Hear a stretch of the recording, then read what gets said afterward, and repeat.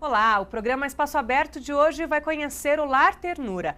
A entidade é fruto de um sonho idealizado e concretizado por um conjunto de amigos que na década de 70 tinham o desejo de poder contribuir com a sociedade.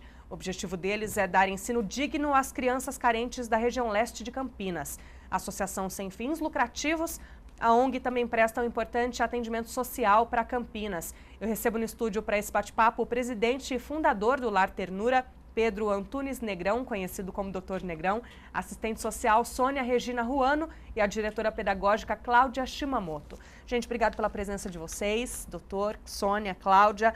Doutor Pedro, eu começo com o senhor. Pois não. O que motivou?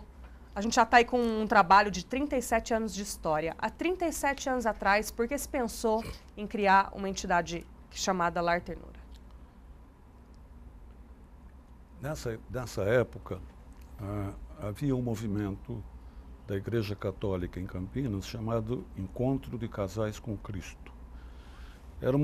Foi um movimento trazido pelo padre Rolando Valbert, um canadense, que consistia em um final de semana, casais se reuniam e recebiam palestras motivacionais de relacionamento do casal, com os filhos, enfim, era um trabalho de conscientização, inclusive. Desse movimento surgiu um grupo de amigos e, na época, a minha esposa foi até a Vila Brandina, onde, numa determinada área, existe as Irmãs do Bom Pastor, se alojavam lá, ficavam lá, e elas tinham a missão delas é atender pessoas desvalidas e presidiárias. E dentro desse trabalho delas, elas atuavam no Jardim Itatinga, no sentido de uma tentativa de recuperação de prostituta.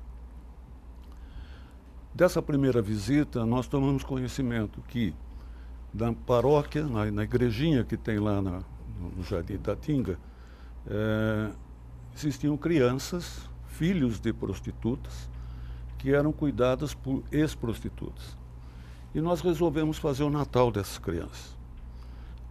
Levantamos recurso, compramos brinquedo e fomos até lá para fazer o Natal das crianças que estavam lá.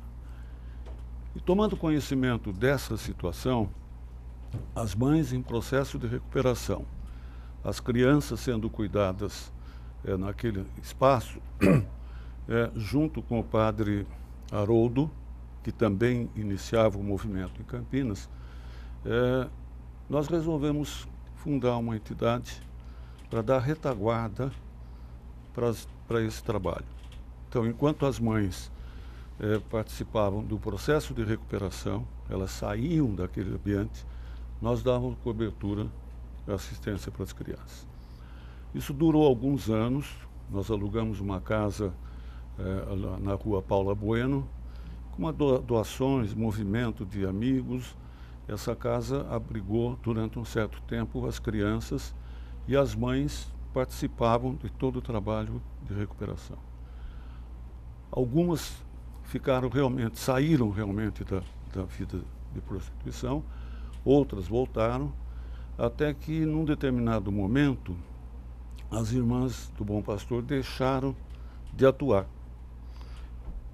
Eu não sei exatamente o motivo, mas elas se deslocaram para Taubaté, trabalhando no presídio, que é uma das missões dela. E nós, então, ou nós fechávamos, ou nós mudávamos o nosso estatuto. E nós resolvemos ampliar a nossa atuação, procurando dar assistência para crianças cujos pais ou mãe precisavam trabalhar, né? E nessa sequência, nós passamos ali pelo, como é que chama ali? Parque São Quirino, e depois nós recebemos como doação um terreno ali no Jardim Santa Cândida, onde nós construímos a sede, que é a sede própria. A abertura do nosso estatuto permitiu, então, dar assistência para crianças cujas mães precisam trabalhar. E nessa evolução, nós tivemos o reconhecimento como utilidade pública estadual, municipal, estadual e federal. E hoje, se nós quisermos adiantar um pouquinho para depois você eventualmente fazer alguma pergunta, hoje nós atendemos 90 crianças num espaço adequado e com toda a infraestrutura. Quando a gente fala de atendimento de 90 crianças, de pais que precisam trabalhar, vocês atingem especificamente famílias em situação de vulnerabilidade? Ou não necessariamente? Não necessariamente. Nós passamos por duas fases. Numa primeira fase, as crianças ficavam o tempo integral dentro da creche. Nós tínhamos dormitório, tinha lavanderia. Era uma situação em que as crianças ficavam de segunda a sexta e na sexta-feira à tarde os pais ou a mãe iam buscar. A grande maioria nessa época eram de crianças ou que só tinham mãe ou que só tinham pai, de famílias desestruturadas. Com o aparecimento do Estatuto da Criança e do Adolescente, se preconiza então que não se retira as crianças da família. E aí nós passamos, ao invés das crianças dormirem na creche, ficar em tempo integral, elas ficam em tempo integral, mas durante o dia. Elas entram de manhã e saem à tarde. E nesse trabalho a gente vem vindo há quanto tempo lá na sede atual? Desde 83, nós estamos lá. 86. 83. 83 foi quando nós inauguramos a sede. Quais são as diferenças da entrada, Sônia, do Estatuto, desde a vinda do Estatuto da Criança e do Adolescente para cá? O que mudou? Qual é a diferença de uma criança que está numa situação, digamos, a criança em situação de vulnerabilidade, que podia permanecer a semana toda no abrigo dormindo e agora não pode, socialmente falando? É ruim para essa criança? É melhor para essa criança? O que se pensou quando tomou essa decisão? Com o Estatuto, em 1990, pensou-se que a criança tem que viver no convívio com a família. Então, que eles ficando na entidade, o período integral e mais à noite, então eles perdiam um pouco do vínculo. Então, foi por esse motivo, e está também acho que da Constituição, que a criança fique com a família e que a criança tem um direito à escola. Então, nós pegamos também criança de vulnerabilidade e crianças que não estão em vulnerabilidade assim, social tão grave, mas crianças que os pais precisam sair para trabalhar e para dar uma condição melhor de vida. Então, foi por isso que a creche se adequou ao novo estatuto. Então, a gente atende desde 90, nós começamos atendendo, porque na época que a creche foi fundada, em 1977, 78, eram poucas crianças que moravam lá. E depois, com o tempo, com esse estatuto, nós aumentamos o número de crianças. Nós começamos a atender 60 crianças em período integral, mas que tinham, assim, o pai ou a mãe que trabalhavam fora e iam buscar no final da tarde. E com o passar do tempo, nós fomos aumentando um pouquinho e hoje nós estamos com 90 crianças. Socialmente falando, quais são as regras? Vocês têm fila de espera? Temos. De quantas crianças hoje? Olha, a nossa fila de espera está, de um modo geral, não está muito grande, porque a gente vai indicando para outras entidades e tem, hoje é tudo meio online, então não vai na nossa, vai para outra, então elas têm uma lista de espera de umas 50 crianças, né, aguardando a vaga, mas a gente sempre dá um jeitinho de encaminhar para algum lugar. E qual que é a análise social que vocês fazem para absorver essas crianças? Primeiro a gente vê a localização que a criança mora, a condição social também é avaliado, certo? Então pega mais assim da região e a condição social e a idade da criança. Cláudia, a gente sabe que hoje Campinas está com um déficit muito grande de vagas nas creches para as crianças. Isso de alguma forma acabou impactando vocês?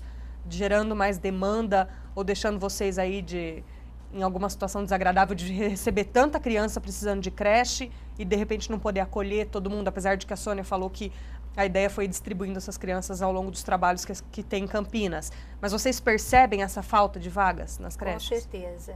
As mães chegam, cada uma com uma história, cada uma com um problema, e a gente tenta, na medida do possível, acolhê-la para que ela se sinta confortável nesse momento difícil, que é bater de porta em porta atrás de uma educação, né? Porque hoje todas nós temos a missão de cuidar e educar. Então essa mãe, ela fica tranquila, porque ela sabe que ela vai deixar a criança num espaço que ela vai ser cuidada, educada, alimentada, onde vão ser desenvolvidos valores. Então, assim, ela chega, ela necessita da vaga, ela precisa trabalhar e muitas vezes a gente tem que dizer não, porque realmente nós temos um limite de atendimentos e aí é o que a Sônia disse, nós sempre procuramos estar encaminhando para outras da região, como ela falou, tem agora esse cadastro online. Então, se a gente faz o cadastro, geralmente nós não temos vaga, outra creche que tenha acaba absorvendo essa criança. Como que um trabalho como o Lar Ternura tem que se organizar quando se pensa na educação?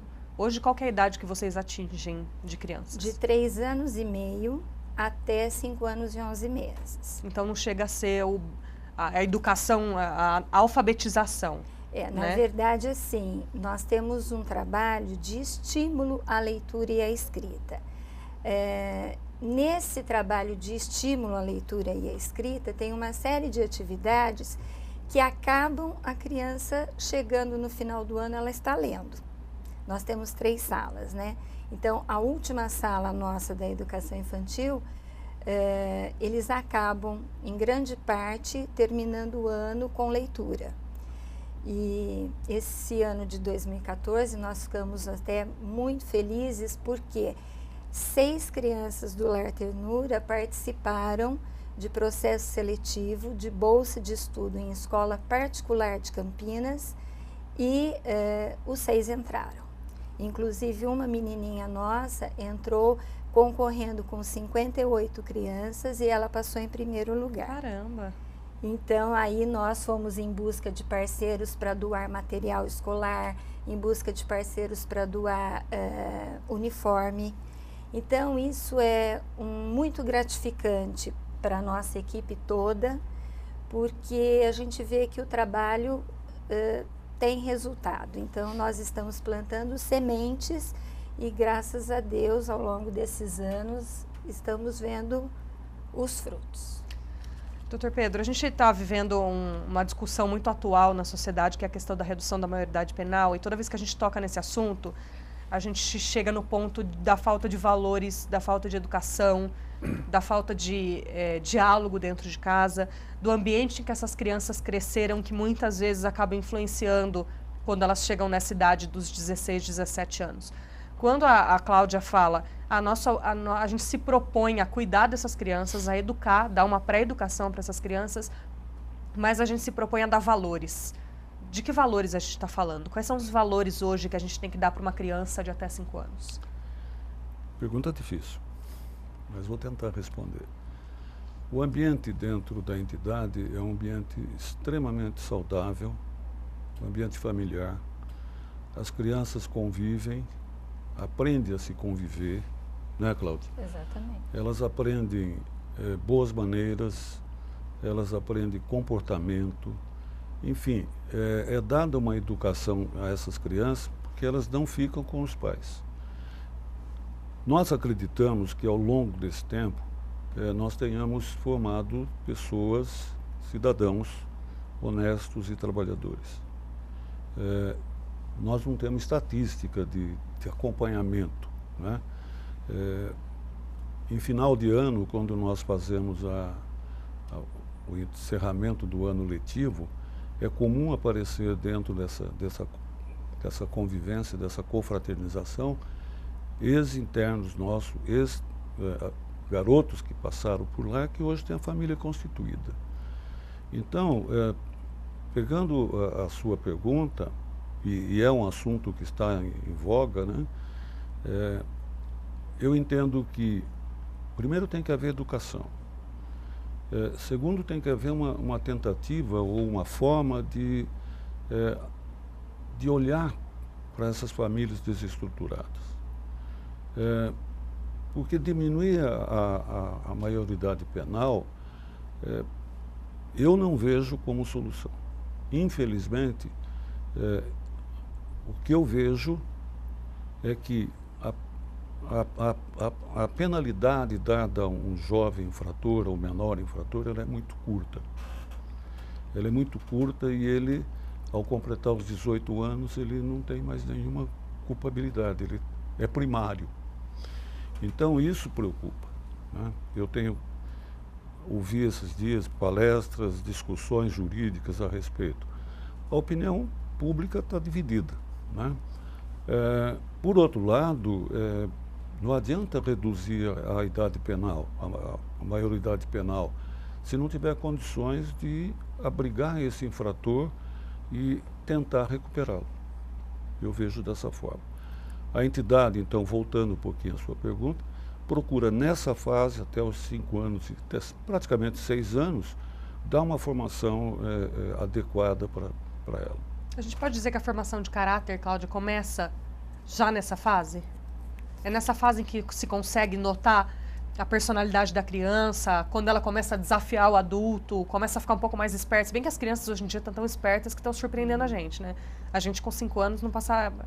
Era tão babaca que não dava nem para levar em conta, né? As crianças... O meu sobrinho tem 3 anos, ele é tão esperto que eu fico até assustada. A gente já vê essa formação das crianças e esse poder de influenciar como líderes, como profissionais, como professores, como educadores? Sim, eu vejo da seguinte forma. Nessa fase, nessa faixa etária que as crianças estão, nós temos que mostrar modelos corretos. Então, nós trabalhamos, voltando à sua pergunta, alguns valores, como o respeito, amor, amizade, o repartir, o compartilhar. Isso tudo através no dia a dia, através de histórias, através dos projetos que nós desenvolvemos. E o mais importante que eu vejo nisso é que essa criança, ele é um agente multiplicador. Então, ele leva para dentro da família aquilo que ele aprende lá. E quando ele leva isso, nós estamos criando um impacto na comunidade. Porque aquela família passa a aprender com aquela criança. Então, os valores que nós trabalhamos na instituição, eles são levados através da criança e a gente consegue perceber mudança nessa família. Uma vez nós estávamos trabalhando o projeto Meio Ambiente, né? Estava a todo vapor, e fizemos depois uma reunião mensal de pais, e quando nós citamos do projeto, uma mãe levantou a mão e falou assim: eu posso fazer uma colocação? Agora eu estou entendendo, eu fui jogar a fralda do meu bebê na rua e ele disse para mim: mãe, não pode fazer isso, está poluindo o ambiente. E eu morri de vergonha, peguei a fralda, olhei do lado se tinha alguém vendo tal, e imediatamente procurei onde jogar. Então, isso é só um exemplo, são várias ações. Como agora nós estamos trabalhando o projeto Água, e a questão que eles têm que estar envolvidos nisso, porque eles estão levando isso para casa para estar modificando. E as mães já estão nos dando retorno. Nossa, eu estou lavando a louça, ele fala: fecha a torneira, mãe, não pode ficar gastando. Então, eu acho que o trabalho justamente é esse, passar valores, passar uma série de coisas onde a criança vai transformar a família e, consequentemente, ter um impacto na comunidade. Esse é o programa Espaço Aberto. Hoje a gente está conhecendo um trabalho de 37 anos já na cidade de Campinas, que é o Lar Ternura. Nós vamos a um breve intervalo e voltamos em instantes. Até já.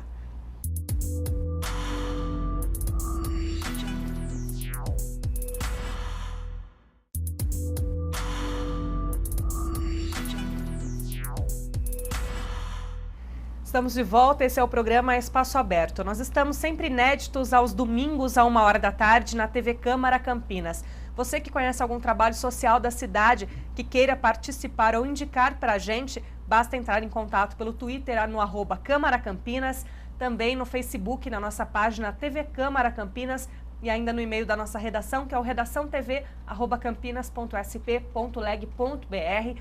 Na edição desse domingo, a gente recebe o Lar Ternura, atuação que já acontece aí na cidade de Campinas há mais de 37 anos e que hoje acolhe crianças até os 5 anos de idade, oferecendo aí educação e formação para essas crianças. Para conversar a respeito do trabalho da entidade, eu recebo o Dr. Pedro Negrão. ele que é presidente e também fundador desse trabalho na cidade de Campinas. Também está com a gente a Sônia Regina Ruano, ela que é assistente social do Lar Ternura, e também a Cláudia Shimamoto, ela que é diretora pedagógica. A gente falou um pouco, Sônia, da questão social no primeiro bloco. Qual que é a situação social, quais são as dificuldades que vocês dão auxílio social para essas famílias dessas crianças? Se dão, quais são as maiores dificuldades que essas famílias têm hoje? Não, auxílio social, assim, a gente está dando em forma de recolher a criança e as crianças ficam lá em período integral, eles têm 3 alimentações por dia e a mãe sai para trabalhar tranquilo naquele ambiente que está tendo todo o cuidado e a parte de educação, a parte pedagógica também. E a gente, às vezes, quando elas vêm pedir alguma ajuda, a gente procura atender dentro, sim, das nossas possibilidades. Nunca é uma ajuda material que elas pedem. Sempre é uma ajuda para um encaminhamento. Quando é uma ajuda material, que tem uma ou outra família, a gente consegue resolver com doações de cesta básicas, que às vezes a gente ganha de alguns voluntários que encaminham alimentos para a creche e a gente entrega para essas famílias.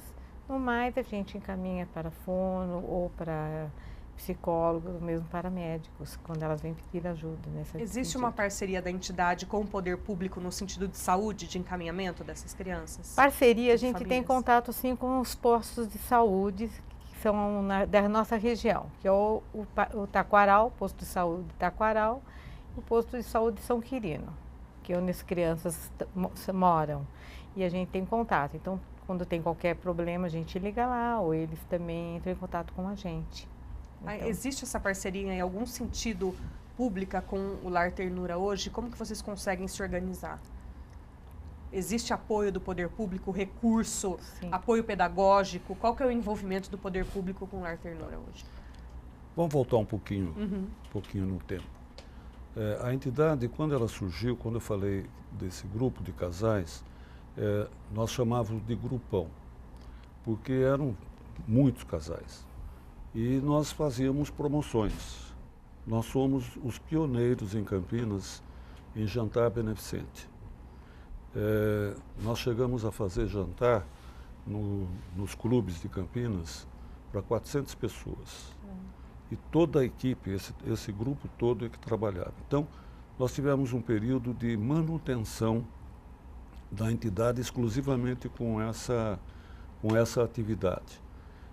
Ao longo, então, desse tempo, nós nos filiamos à FEAC, aí começamos a receber a supervisão da FEAC, a orientação numa série de áreas e uma subvenção financeira.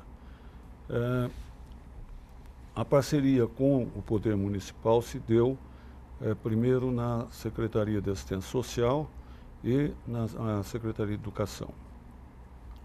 Depois houve uma alteração dentro do próprio Poder Municipal e nós ficamos só ligados só à Secretaria de Educação, porque a entidade ela deixou de ser social somente. Né? Ela é social, mas ela é mais voltada para a educação. Então nós temos uma subvenção da Prefeitura, que é uma verba que dá cobertura para os professores. Né? Professor e monitor. Então, é um dinheiro carimbado. Né? Ele tem uma... É um recurso muito específico. Específico. Né? Então, nós temos todo o trabalho de prestação de conta, etc. Frequentemente, nós somos agraciados com voluntários, entendeu? Durante esse tempo todo, nós nunca passamos necessidade extrema, de risco de interromper a atividade, não. Mas porque corações bondosos existem em todos os lugares. E nós temos pessoas que tomam conhecimento da entidade, que vão conhecer a entidade e que fazem algumas promoções com o resultado financeiro para a entidade. O nosso grupo envelheceu, naturalmente, né?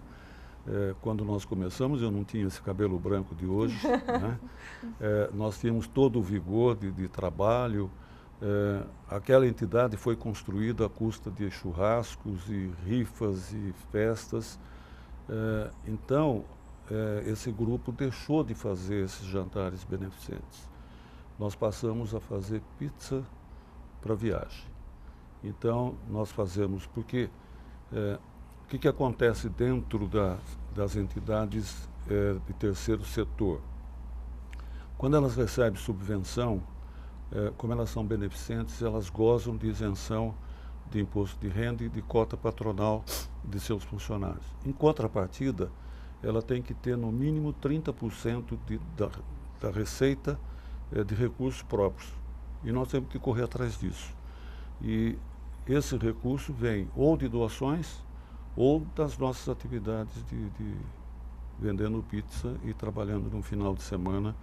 Nós chegamos a entregar 1000 pizzas quando nós fazemos a promoção.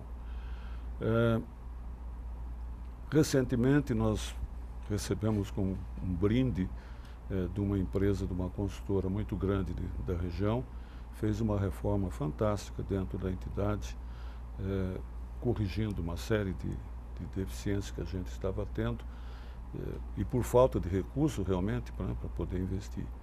E agora, mais recentemente ainda, nós ganhamos uma troca do piso do pátio da entidade, que você terá a oportunidade de ver como ela está estruturada. E aí nós vamos tocando barco, né? Às vezes um pouco de dificuldade, faz uma rifa, faz um bazar. Essa senhora que... Como é o nome dela? Esther. Dona Esther. Ela faz bazares, né? Agora ela está planejando um jantar beneficente para nós, para junho.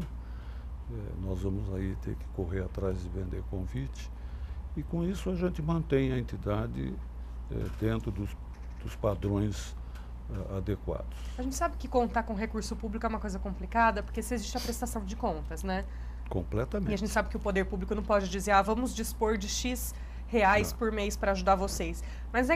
Mas conversando naquilo que a gente falou no primeiro bloco com a Cláudia, de que a gente tem a consciência de que hoje faltam creches públicas na cidade de Campinas e que, de uma forma ou de outra, as ONGs realizam um papel primordial, que não sei o que seria do poder público se não fosse a atuação de ONGs no que diz respeito à atuação social, né? E também na educação. Falta uma contrapartida maior do poder público de abraçar a causa e favorecer mais um trabalho que abrange tanta criança hoje na cidade? Não tenho dúvida. Recentemente nós aumentamos de 80 para 90 crianças, né? E isso dá um impacto maior na nossa despesa, né? Embora com 90 crianças nós tenhamos um plus na verba, mas eu diria para você que não é suficiente. E frequentemente nós somos procurados pela Secretaria de Educação, principalmente, para fazer um aumento de vaga. Eu tenho espaço, nós temos espaço, né, Cláudia? Só que falta recurso. Porque a educação, como você já explicou, dá o recurso para pagar o professor. Só. Carimbadinho. Nós temos um dos diretores que faz a prestação de conta. Todo mês ele reclama, porque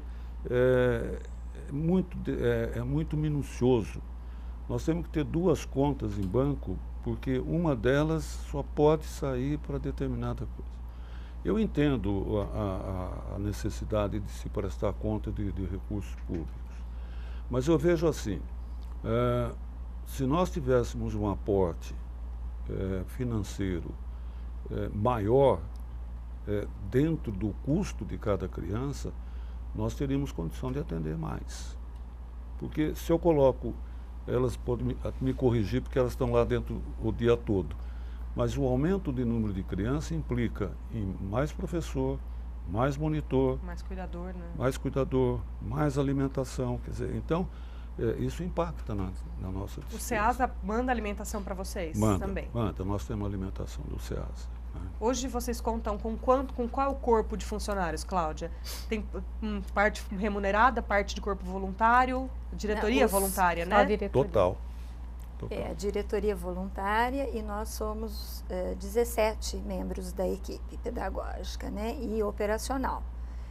Então, completando só o que o Dr. Negrão estava falando em relação aos recursos, essa verba da prefeitura, ela também pode ser usada para compra de material pedagógico, pode ser usada para uma série de coisas. Mas, por exemplo, eu preciso trocar a geladeira, está vazando, está lá, eu não posso adquirir uma geladeira nova. Então, fica muito complicado se não tem essa contrapartida de fazer promoções para poder manter, fazer uma pintura, fazer uma série de coisas, fica quase que inviável, né? Diante de tanta, a gente não pode dizer dificuldade, porque como o doutor Negrão falou, vocês sempre deram um jeito para se chegar onde precisou. Mas você, Sônia, já está há bastante tempo aí, não à frente necessariamente, mas envolvida com o trabalho do Lar Ternura. O que ainda faz vocês insistirem em acolher essas crianças diante de tanta luta, de tanta correria, de tanto tira daqui, põe ali, de recursos e de ideias? O que ainda motiva uma equipe a assumir um trabalho desse na cidade? Eu acho que é o amor que a gente tem pela entidade, amor pela criação, que eles quando criaram a entidade, e ver o retorno das crianças, entendeu? E assim, é prazeroso trabalhar, mesmo a gente tendo que correr atrás, espremendo daqui, espremendo dali, mas a gente está colaborando para a nossa cidade, né? E fazendo muito bem para as crianças e para as famílias. Então, eu acho que lá na creche todo mundo veste a camisa, todos os funcionários, desde a diretoria até o nosso serviços gerais, faz com muito amor o serviço, desempenha com muito amor. Então, eu acho que é isso que move a vontade da gente continuar. Doutor, o senhor falou que em julho vai acontecer um jantar beneficente, é isso? Já existe uma data? Dia 19. 19 de junho. 19 de junho. Junho. Então, você que está nos assistindo, que quiser aí poder ajudar de alguma forma o Lar Ternura e quiser participar, acompanhe aí no dia 19 de junho, acontece o próximo jantar beneficente. Esse é o programa Espaço Aberto. A gente está conhecendo detalhes do trabalho, então, dessa entidade que já atua em Campinas há 37 anos. Nós vamos ao intervalo e voltamos em instantes. Até já.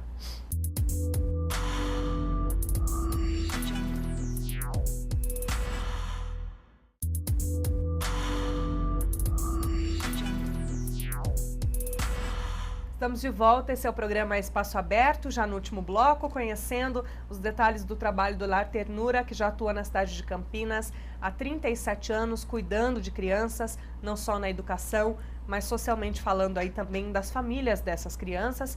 Para discutir a respeito desse trabalho, eu recebo o Dr. Pedro Negrão, ele que é presidente e fundador desse trabalho na cidade, a Sônia Regina Ruano, que é assistente social, e a Cláudia Shimamoto, que é diretora pedagógica do Lar Ternura. Cláudia, no fim do ano passado eu vi alguma coisa na FEAC, de que houve uma parceria entre FEAC e Shopping Guatemi, que arrecadou livros e que depois foram distribuídos para algumas entidades, entre elas o Lar Ternura. Isso aconteceu? Aconteceu. Na verdade, nós participamos da Árvore dos Sonhos, né? Sempre eles fizeram essa promoção e contemplaram algumas instituições. Esse ano foi livros, o que foi um ganho muito grande, né? Não só para o Lar Ternura, mas para as outras instituições, porque a gente tem um trabalho bem voltado para a questão da leitura, né? Então, foi muito bom e as crianças gostaram bastante. Vocês tiveram alguma experiência fora da entidade com a leitura, com essas crianças? Olha, nós temos o projeto chama-se Leitura em Casa, né? Então, assim, as crianças, elas levam o livro de final de semana para casa, as famílias trabalham, eu falo sempre para as mães, a gente orienta, mesmo a mãe que não é alfabetizada, para que ela sente com o seu filho, veja as ilustrações, converse um pouquinho, porque além dela estar estimulando nesse sentido, ela vai estar com aquele convívio com o filho. Então, tudo é voltado, eles têm o horário para ir na biblioteca, eles levam um livrinho para casa, já fizemos um projeto, uma época, onde as mães retiravam livros para a leitura delas, que eram livros específicos para as famílias, já mandamos jornais para casa, revistas, para estar incentivando mesmo a leitura. Quais são as outras atividades que as crianças realizam além da educação dentro do Lar Ternura? Vocês têm outros projetos? Olha, nós temos uma rotina, as crianças então têm uma atividade pedagógica com a professora e com a monitora à tarde, que são atividades lúdicas. Nesse dia a dia das crianças, nós temos uma série de projetos que eles trabalham, onde desenvolve tanto a parte de lazer quanto a parte pedagógica.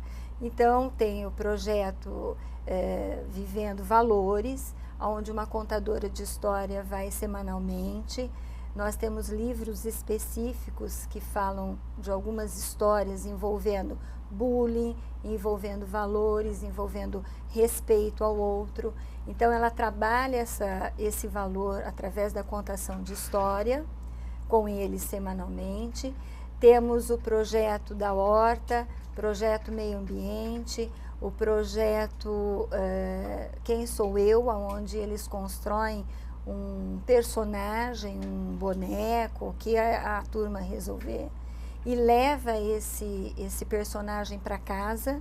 Então é sorteado uma criança que leva esse novo amigo que a gente chama, e aí nesse projeto a gente está trabalhando a questão do cuidar de um objeto que não é seu, mas é de uso coletivo, a responsabilidade de cuidar bem dele e saber que tem que trazer de volta, porque tem um outro amigo aguardando para levar no dia seguinte.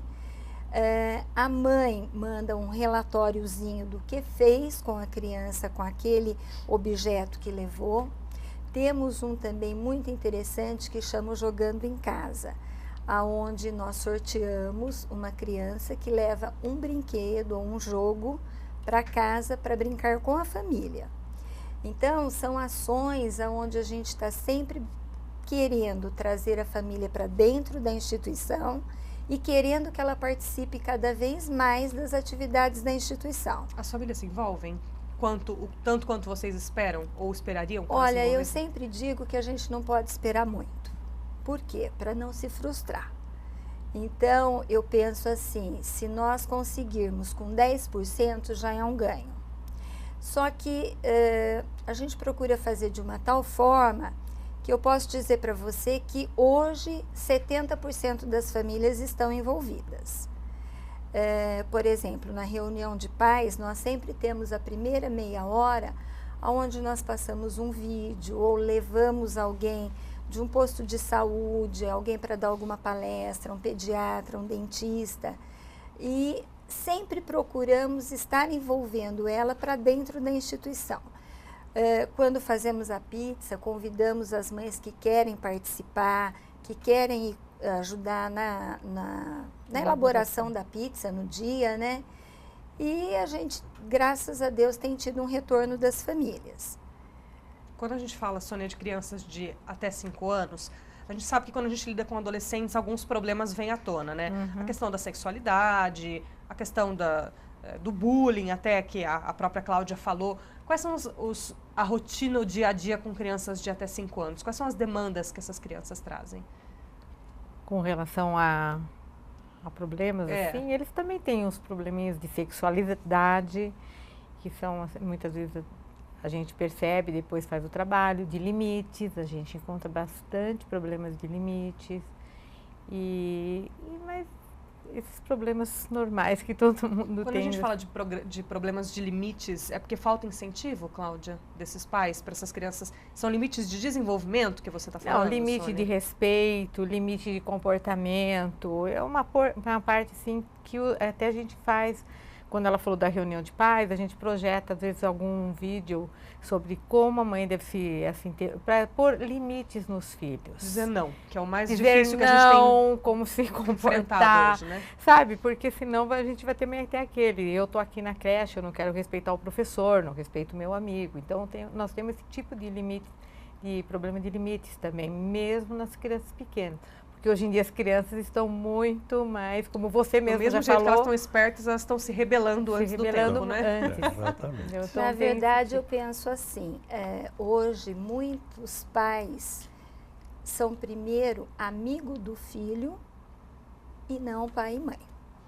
Então, assim... Com a ideia de que isso vai trazer os filhos para mais perto, né? Exatamente. Isso. Então, na verdade, o pai e a mãe são amigos, mas antes de ser amigos, Ele é pai e ele é mãe. O amigo não dá limite. O pai e mãe precisa dar, porque a criança precisa ouvir não. E ela testa o pai, a mãe e mesmo o professor, porque ela necessita ser barrada. Então, ela quer esse não também, ela né? quer esse não. Então, muitas vezes nós precisamos chamar algumas famílias individualmente e saber um pouco dessa história. O que, quando a Sônia falou problema de sexualidade, é a idade da descoberta, né? Então, assim, eles estão descobrindo. Então, às vezes o pai e a mãe levam para o lado, nossa, aconteceu isso, e nem é tão grave. Eles apenas são crianças, né? Não tem a malícia. Só que a Mesmo gente com uma também... geração tão avançada como é a atual? mas o que acontece? A gente sabe também que muitas famílias, o pai e a mãe dormem no mesmo cômodo do filho. Então, às vezes, o pai e a mãe pensam que a criança já dormiu e a criança acaba vendo cenas de carinho entre o pai e a mãe e acabam levando isso para a instituição. Então, é o momento de nós chamarmos a família, alertá-la, perguntar o que está acontecendo, se for o caso, encaminhá-la para algum atendimento, porque às vezes elas também não têm muita noção. Às vezes tem mãe que é até adolescente e precisa, às vezes não tem uma mãe que oriente essa mãe dessa criança, né? Então ela tem, às vezes, 17 anos, já é mãe de um menino de 3 anos. Então ela precisa também da nossa orientação e da gente estar policiando essa família. Presta atenção, o que está acontecendo, onde a criança ouviu isso, o que ela está vendo. Então é um trabalho que nós fazemos também. Doutor, o que a gente pode destacar em 37 anos de história de mais desafiador que vocês encararam nesse tempo todo, não só falando da educação para cá, mas de 37 anos de se pensar em criar um trabalho social que depois virou educacional? Quais foram os maiores desafios nesses anos todos? Em que sentido? Social, vamos dizer assim. Na região em que se estava, foi difícil se instalar ali, foi difícil não ter água, não ter luz, não ter... Ou foram desafios pessoais, desafios de recursos? Quais foram os... Nós tivemos desafios muito sérios com pessoas, com administradoras, pessoas que ficavam na entidade tomando conta, cuidando da entidade. E esses desafios, eles foram num crescendo, a ponto de, em determinados momentos, nós temos que dispensar a colaboradora, a funcionária. Passamos por várias situações dessa, e não é por estar na presença da Sônia, porque a Sônia nos acompanha há muito tempo, mas a Cláudia, ela caiu do céu para nós. A partir do momento que a Cláudia chegou na entidade, ela se transformou. A Cláudia se identificou muito com a entidade. Um outro desafio que nós enfrentamos foi a manutenção da diretoria. Nós éramos um grupo grande, mas esse grupo foi se dispersando, né? Cada um, o filho vai crescendo, as situações vão mudando, os momentos são diferentes, e nós hoje estamos restritos a uma diretoria estruturada dentro do estatuto. Um presidente, um vice-presidente, um secretário, um tesoureiro e uma equipe de apoiadores, de colaboradores, né, voluntários. Felizmente, nossos filhos estão começando a se engajar dentro da entidade. Minha filha Flávia se engajou e tem colaborado muito, e mais dois jovens, filhos de dois outros diretores, também estão engajados dentro da entidade para dar uma continuidade. Eu acredito, quando você perguntou para a Sônia o que motivou isso, primeiro foram as condições que nós encontramos aquelas crianças no Jardim Itatinga, em situações absolutamente de risco. De abandono. Praticamente de abandono. Segundo, que foi um trabalho que nasceu de um movimento cristão, né? E esse grupo se identifica porque nós entendemos que nós temos obrigação, nós temos que fazer alguma coisa pelo nosso semelhante. Nós não podemos nos calar ou fechar os olhos para as pessoas que têm necessidade. E esse trabalho social, ele tem um alicerce muito forte, entendeu? E ele está continuando, está continuando. Como eu falei para você, de repente bate a porta da entidade alguém que fala assim, olha, eu resolvi dar uma colaboração para a entidade. Quando você vai ver, é um valor significativo. Nós tivemos recentemente um casal que tomou conhecimento da entidade, que foi lá e deu um dinheirinho bom para nós. Então, é isso que mantém a entidade viva e, como a Sônia falou, fazendo um trabalho social, fazendo aquilo que o poder público não consegue fazer, né? O terceiro setor, né? E a gente não se vangloria com isso, entendeu? A gente só vê que a gente está cumprindo o nosso papel, fazendo alguma coisa para a nossa cidade. A gente sabe que a sociedade tem se tornado cada vez mais individualista. Sem dúvida. Né? A geração de hoje, talvez não os filhos de vocês, porque eles têm bom exemplo dentro de casa, mas a geração de hoje tem a mesma visão que a geração de 40 anos atrás tinha quando criou um trabalho social ou pensou em se criar trabalhos sociais em Campinas? Eu vou me contrapor um pouco. Nós fizemos, no final do ano passado, nós tivemos um show. Como é que era aquele grupo? Rosa de Saron. Rosa de Saron. Minha filha, em contato com um deles, eles fizeram um show no Regatas, que nos deu um recurso muito bom para fechar o ano, porque quase sempre, quando chega no final do ano, falta dinheiro. E aí a gente tem que correr atrás dele, né? E eu tive contato com jovens do Interact Club, jovens do trabalho onde minha filha trabalha, que participam desses movimentos, entendeu? Então, embora exista esse individualismo, mas eu vejo que existem muitas pessoas ainda envolvidas com o fazer algo para o semelhante. Tanto é verdade que você tem tido contato com várias entidades em Campinas, né? E eu acompanho isso porque dentro da FEAC é só ir ver o número de entidades filiadas à FEAC, que nos dá um recurso muito grande. Ela dá uma assessoria muito grande para as entidades, né? E cada um está fazendo um pouco. Sônia, Deixar o mundo um pouco melhor, né? A gente já caminha, infelizmente, para o fim do programa, Sônia, e eu queria que você falasse um pouco para a gente do que a gente pode, o que Campinas pode esperar aí de atuação do Lar Ternura. O que vocês se organizam, o que vocês ainda sonham, principalmente no que diz respeito à área que você cuida, que é cuidar de toda a área social específica da entidade, o que ainda se pensa em fazer? A gente pensa que Campinas tenha mais recursos que nem o nosso para ajudar mais a sociedade, a comunidade, e que a gente continue desempenhando o nosso papel lá e podendo ampliar mais o atendimento para dar, assim, ter mais cidadãos, né, ajudar mais a nossa cidade. Não sei se eu respondi sua pergunta. Sim, Cláudia. O que você planeja ainda, pedagogicamente falando, quais ainda são as expectativas a curto, médio ou longo prazo aí que vocês têm para o Lar Ternura? Olha, eu acho que é qualificar o trabalho que já existe.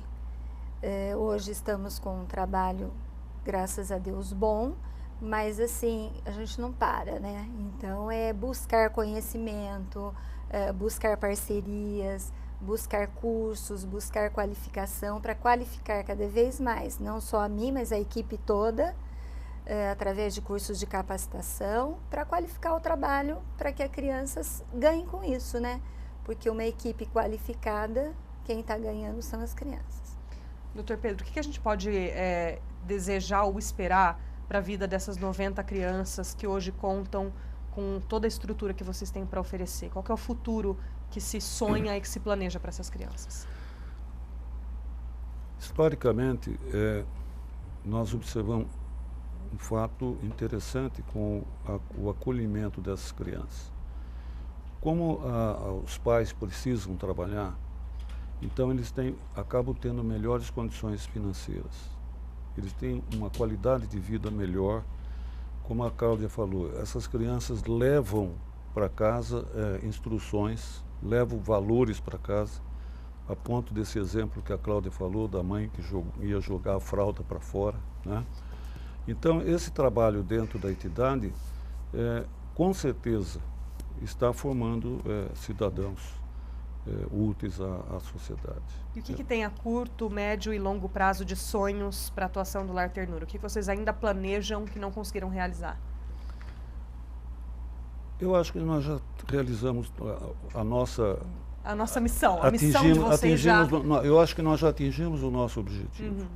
Porque o nosso objetivo começou com as crianças do Jardim Tatinga, mudou o estatuto e nós mantemos ainda dentro da nossa forma de atender esse trabalho que a Sônia faz de fazer a triagem das crianças que precisam da entidade.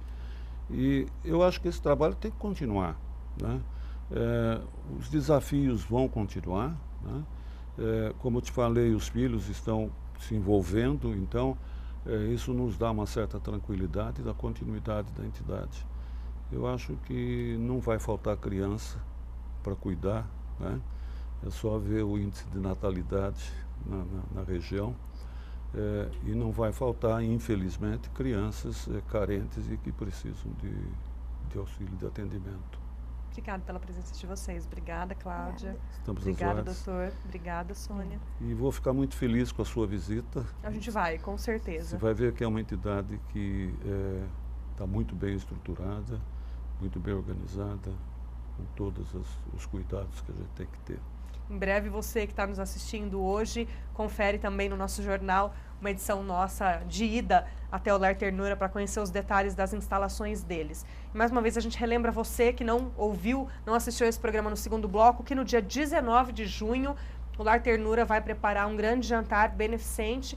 Você que quiser se envolver pode contactar a entidade, não só especificamente para o jantar, mas de alguma forma quiser ajudar ou se envolver com os trabalhos do Lar Ternura, pode contactar pelos números e contatos que você vai ver aí na tela. O telefone é o 19-3256-8923. Eles também têm um site, mas hoje você tem informações mais atualizadas na fanpage deles no Facebook, que é Lar Ternura. Nós agradecemos a sua companhia. Continue com a nossa programação. Esse foi o programa Espaço Aberto. Uma boa tarde para você.